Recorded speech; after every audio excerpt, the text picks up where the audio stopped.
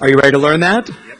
So let's give a enormous TOMX round of applause to my good friend, Cliff Stevenson. Cliff, come on out, buddy.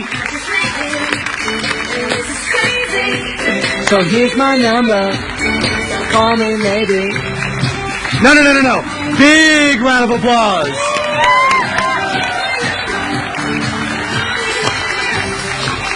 Catch you. Thank you, Tom. Can I ask a real big favor of you? Can everybody just stand up real quick for me, please? Real quick. I don't have much time.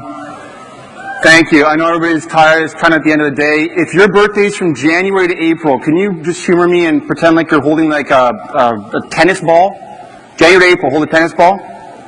Now, if you're May through August, can you pretend like you're holding like a nice-sized cantaloupe? All right, everybody? I want everybody's hands up.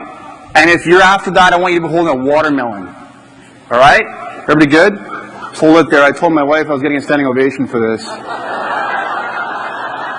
Sweet. Thank you. You can all sit down. So, real quick, I didn't get a chance to see that question. I think Tom just asked. Who was at the summit last year? Real quick. Okay, so for you guys, and only for you guys, this is not an emotional subject for me. Just for the record. Those of you who were here last year will get that. I'm a systems and process guy. I was just speaking back in the green room there with Al Shaffron, who presented earlier, and we were talking about what he does for his feature sheets for his listings. High-end properties, he has custom feature sheets and the whole bit. And I'm a systems and process guy, and I like everything automated. I like it to happen automatically. So as we're sitting there talking, I'm thinking in the back of my mind what suggestions I can give Alan to try and automate that for him, because that's just the way I think. I'm the kind of guy that wants to walk into a listing and I want to pull out my iPad and I want to push one button and I want it to just be listed. I want everything to happen. I want for sale sign on the front lawn. I want the feature sheets made. I want the MLS listing loaded. I want all these things, and all I want to do is push one button. So I'm going to talk to you a little bit today about how I do my business. I'm going to share with you a little bit on why I've automated the way I have and how it looks. For a lot of people in this room, this is going to be up here. My apologies in advance. I've gone through the evolution of being a single agent, realizing that I was working too much, and then I built a team, and now I'm in the process of taking every single task I can and making it as automatic as possible. I'll show you some of the things that we're doing. Sorry, reading down into here. By the way, the reason I did this, I'm not a lazy agent. If you talk to my coach, Tom, one of the first things he said to me in our first call was that I'm driven on steroids. I'm not lazy. I'm not doing this to be lazy. I'm doing this so that myself and the agents on my team can go spend time doing the things I want them to be doing, which is not ordering for sale signs and getting feature sheets made and proofing this and proofing that. I have no interest in having them do any of those functions.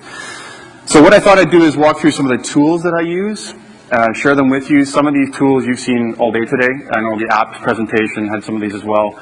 I'll tell you a little bit about how I use them. And then, more importantly, talking about the iPad, I know a lot of people are looking for apps and open house apps and recording information and being able to write and sign contracts on this. This really became a communication tool for us. This was a way to input information easily and efficiently, and I'll show you here in a second. It really is the way we sort of talk with each other and with our assistants, and it's not just the email function of the iPad. Probably should have put that up first. So that's me. If you guys ever want to chat about anything, by the way, I probably owe apologies to a number of people in this audience today about my lack of follow-up for the last 12 months. My apologies. It was a little overwhelming last year. But if you want to hit me on Twitter, it's probably the easiest. And I know there's a couple people too that want to talk about a Prezi presentation, and I'm happy to pass that around as well. So we use iPad. It is to sign our contracts. We are completely paperless. And when I say paperless, I mean we do not touch a piece of paper. The only caveat to that is currently have a listing on the market with an 84-year-old client, fantastic guy. I have a filter. I didn't walk in with my iPad and say push hard and I'm going to email this to you in a PDF. I took in paper and I scanned it afterwards. But we were essentially totally paperless as a team. We use Google Apps. Anybody use Google Apps out there? Yeah, Google Apps is awesome. It's really our communication hub. We share documents, calendars, everything. We know what everybody's doing at all times. Google Apps is the way to go, in my opinion. Dropbox, I'm sure, familiar with Dropbox. We have a signing app, PDF Expert. You saw a demo on that again today earlier. Prezi, our listing presentation is on Prezi. It's not on Keynote, it's not on PowerPoint. I kind of like to refer to Prezi as PowerPoint on steroids. If you've seen Prezi, you know what I mean. And by the way, anybody here from Calgary, Alberta? Anybody? Nobody? Okay, I'm not sharing it with you, but anybody else? I'm happy to email you my listing presentation if anybody wants to see it. Kidding. You can see it too. And then Jot Forms. This is probably one you guys haven't heard of yet. I don't know if you guys know Google Forms. It's sort of the ability to create input fields, and if you were having like a sign up for something, like a garage sale or something, you could create custom forms with the names, addresses, and submit it to you. Jot Forms is better than Google Forms. We went through a bunch of research to find out the best way to submit information. What you would probably do is either have this residing on a hidden page in your website, or you would actually iframe it into a page in your website. Talk to your website provider. It's not hard to do. We bury our Jot Forms inside hidden pages on our site. Nobody can see it in the public, but we load them up on our iPad. Jot Forms is awesome and really easy to use. Yeah, and then our website too is a big part of it. We have the forms inside there that I will show you. And Evernote, for everybody who knows Evernote, I'm sure as well. I'm not going to get into the details. By the way, that's not a list of apps I think you should all have. And I'm also, for the record, not saying that everybody should do what I'm doing. If anything today, if there's a couple of things that you can pick up on, that you can think about a process or a task that you do in your business that you can make easier, that you can make happen in the background without very much effort. Just think about some of the things that you do that are mundane tasks, and I'll just explain how I do some of mine. So our listing steps, we do listing presentation on the Prezi. I usually do it on a laptop. You can do it on the iPad as well. I like the real estate on the screen for my laptop better. We sign our contracts. We do that on the iPad. It goes straight into Dropbox. When we put the contract into Dropbox, as soon as that hits, I should step back and tell you the makeup of my team. First of all, it's myself and 3 realtors that I work with, and we have 2 virtual assistants that work for us in the Philippines. Now, virtual assistants, the subject has become this sort of sexy subject over the last 12 months, and there's a lot of people wondering if they should or shouldn't do it, and everybody's getting it for cheaper and this kind of thing. I happen to have a great relationship with my virtual assistants. I flew over there in the fall and spent some time with them. It works really, really well for me. One of the issues I run into when talking about virtual assistants is that everybody seems to have some type of experience or some friend that used a virtual assistant and it was a total nightmare and it didn't work and nothing was getting done. When I have conversations with people who have experience, direct experience with virtual assistants, and we sit down and talk about their experience and what they've done, 9 times out of 10, the reason it didn't work has nothing to do with the virtual assistant. It's the agent's fault. They didn't communicate properly. They didn't give them the right tools. They didn't invest enough time at the beginning to train them and get them up to speed with their business. Our virtual assistant, it took about 3 months to explain why we do what we do, how we do, why he's going to be a part of it, and where we want him to play a role in helping us automate all this. So I'm not going to get too much on virtual assistants. My caveat here is that it doesn't need to be a virtual assistant. None of this is dependent upon a virtual assistant. This could be an assistant in the office next door to you that's the recipient and the client of this information. So don't get too caught up in the virtual assistant. Yeah, mine's on the other side of the world doing this for us, but don't get too caught up in it. To give you a little bit of a demonstration on how this contract signing iPad to Dropbox and how that flow kind of works, I'll give you a story real quick. I was going off to do a listing improvement, or whatever the sexy term is for price reduction these days. I just wanted them to drop their price. So I went over to the house and I sat down with my laptop and my iPad and I said to the clients, I said, listen, we need to get here. We went through the comps together on my iPad and went through the details. And they said, yeah, no, we agree, we need to do this. So I said, we're ready to do this today? And they said, absolutely. So I got out the iPad and we signed the amendment. I put it into the folder that I needed to do. And I pulled my laptop out and I pulled up the Google video in my Gmail, and I actually got my virtual assistant to pop up on the screen in front of my clients. And I just said, hey, Ryan, I'm sitting here with the owners of such and such address, and we've just processed an amendment. It'll be in your Dropbox here right away. Please start the changes. So as we're sitting there, he's typing on the screen and he's saying, MLS has been changed, Kijiji's been changed, Craigslist has been changed. And he's going through the 19 different marketplace websites that we market our properties on, going through one line by line saying, I've changed every single one of them. So within literally 15 minutes, I've gone through my CMA for the change. I've had this uploaded. It's now been sent to my office. It's now in my database and processed in my filing system. He's made the changes to the entire marketing, and my clients have a copy of the PDF sitting in their email inbox. It's 15 minutes, I'm out the front door. That's the type of efficiency that I look for in my business. The way to do things quickly, easily, push button, let's hammer this out, let's get this done. And, you know, was it a little gimmicky pulling up the video of the guy in the Philippines on my computer? Yeah. It was a sexy way to show them this is what I was doing and how my business worked. But the point was that in a very, very short period of time, everything was done. I wasn't handing off paper, I wasn't getting this person to do this and some marketing person to go through this. It was a one-stop shop.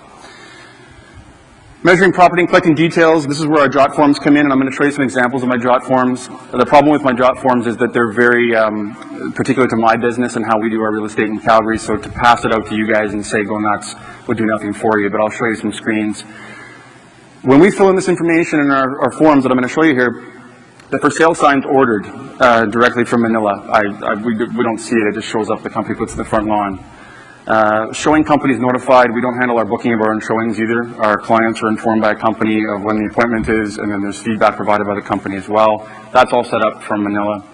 Feature sheets are ordered. We basically, every once in a while, we'll take a proof and approve it, but oftentimes we just show up and the marketing department has been sitting on our desk. Photography, the best part about this is my professional photographer just uploads his photos to his website, and I have both my virtual assistant and the marketing department that go directly to his site, source the photos, and create the template and take care of all of it, so we don't have to do anything with it. And then listing input, we do our Google Apps in Dropbox to MLS. When we fill out one of these forms that I'll show you here in a second, 90% of the listing's done overseas. We don't really touch it until the end. And then he starts the online marketing. So here's an example of one of the jot forms I wanted to show you. This is a hidden page on my website, and this is the bottom part here. Sign Makers is the company. When we fill this out and we push enter at the end of this and submit, an email automatically goes to the sign company and orders the sign, and it's processed through Manila. The beautiful part about this jot forms program is the output format of the information is in whatever format they need to see it in. So if they have a specific graphic kind of spreadsheet that they need to see for the order form, this pumps it out in their format. Another one here, call to view. This is the company that books our showings. We just tell them what order we want the information in from our clients and the contact information. They process everything. These top two areas here, the condo docs and the real property report, those are reminders to us. So as soon as we hit no in Cliff Stevenson group orders on either one of those, it emails the entire team a reminder email and just says, hey, just so you know, we need to make sure this is taken care of.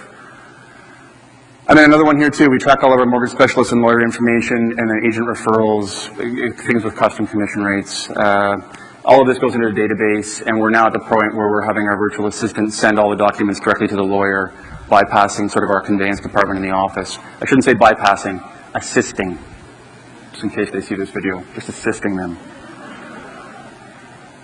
This is the MLX submission form we've created. This one here is really cool because I don't know if you guys are like me, but I'm always looking back into the photos of the listing to remember if there's like a tile surround on the fireplace or what the carpet was or if it was hardwood or, I always used to look back on my photos. So what we've done is we've taken the MLS input information and created a custom jot form. So my agents just walk around the house now and bang out, 2-piece bath, 3-piece ensuite, the room's a breakfast nook, here's the measurements. And it's all done with the client in front of them, and it's really, really quick. It's all push-button stuff. I don't want them to be worrying about typing all this stuff out. I want the easiest way to capture this information. So when they do this, and they submit this, they get a confirmation email that it went through, it goes off to Manila, and usually it's in an evening, so right away the listing started over there. By the time we get back to the office, we usually have just the verification of the write-up and some photos and that kind of thing to take care of. So we don't touch any of this as well. But this is back to that point about being a communication tool.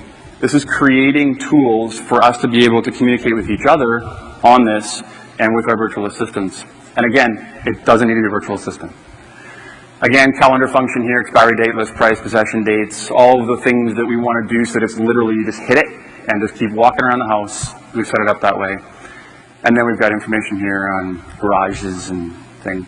So if you guys are going to be looking into this, and you guys are going to be looking into doing any type of automation whatsoever, taking a task that you've been taking care of yourself and you want to communicate this very easily to somebody and have somebody take care of it, you got to think about how do they need to see this information. So every single one of these people, whether it's our conveyancing department, because they have their own deal sheets. I don't know if you guys have the same thing where you got to fill in the deal sheet and the transaction and all that kind of, everybody's nodding? Yeah, great, okay. I need to give them a certain format. I got to give the virtual assistant a certain format. I got to give the lawyers this stuff. And so it's really, you know, I'm a whiteboard guy. It's making sure that everybody's seeing the information they want to see, and then it's figuring out how to make that happen. And we've done that. It's taken some time. We've done that. Everybody that needs to see it in a certain format sees it in their own individual format. The information gets passed around that way. So the virtual assistant, somebody needs to see it in a certain way. In-office assistants, marketing departments and managers, sign companies, and then especially the conveyance department. I know our conveyance department are fantastic people, by the way. Just need to see it a certain way. So I have this conversation a lot. I talk to a lot of people about this type of initiative. In fact, like I was saying, we were talking about it with Alan back there, and I do talk about virtual assistants. You know, paperless is a key component to making this all happen. It's not totally critical, but it's a big part. You're adding a lot of steps in there if you're taking all of your paper and then scanning it in and making this happen. So when I talk to people, I always get like, you know, these reasons why they can't do it. And there's probably many of you sitting there saying, well, this sounds all great and that's fantastic that he's running with it, but I can't do it. I hear, you know, my average age of my clients is much older clients. I deal with a lot of seniors and they can't do this. Hey, listen, like I said, you have a filter, okay? But that's not saying you can't take mundane tasks that you do in every listing that you take, because you've always done it that way, and realtors have always done it that way, and they always have the same freaking paperwork. You can do things differently. I'm not tech savvy enough. Well, to be quite frank, this isn't that hard. And the number of YouTube videos out there, and you know, conferences and things that are online that you can go to and attend, and courses. I mean, you can get up to speed pretty quick on this. Had a bad virtual assistant experience. I've already talked about that. I don't work with an assistant. Well, like Al was saying, you know, probably should think about it, even if it's part-time. But you know, this is something to communicate to virtual and in-person assistants. You don't know my business. That's the blanket one. When they're cornered, when they got nothing left to argue with, they got nothing to push back on. They're like, well, you don't get my business. I mean, you don't understand my business. My business is different than yours. And then I don't have time to set it up. When I would argue, you do have the time to set it up. And the amount of time you're going to save yourself in the long run, for us as a group, it's huge. I mean, I haven't done a time study yet, and being a numbers and detail guy and a process guy, I'll probably do a time study at some point, and I'll probably publish it. But this has been a huge time saver for us. The only functions that we're really taking care of in person now are, you know, sold stickers and lock boxes and that kind of thing. That's sort of the last little bit in pieces. And usually that's usually an event for us where the sellers put the sold stickers on themselves and that kind of thing. So it's not really a task outside of the box that we need to have taken care of. So I just, I would encourage you, take a look at some of the things in your business that you can automate. You don't need to know how to automate them yet, but start identifying some of these things. And really, when you're working with assistants, and for me and my virtual assistant, I push this back on them. I tell them the objective. I tell them what I want to get accomplished. I tell them what I want to do for saving time, energy, money, whatever the case may be. And I ask them to come up with suggestions. Absolutely amazing, some of the things that come across these guys' desks and some of the ideas they've come up with. And it's been a huge help to me in my business. And quite frankly, I'm looking for ways to make this even more push button. I think probably playing with some audio input is probably the next step, something like that. But it's been a huge, huge time saver for us. Thank you for your time.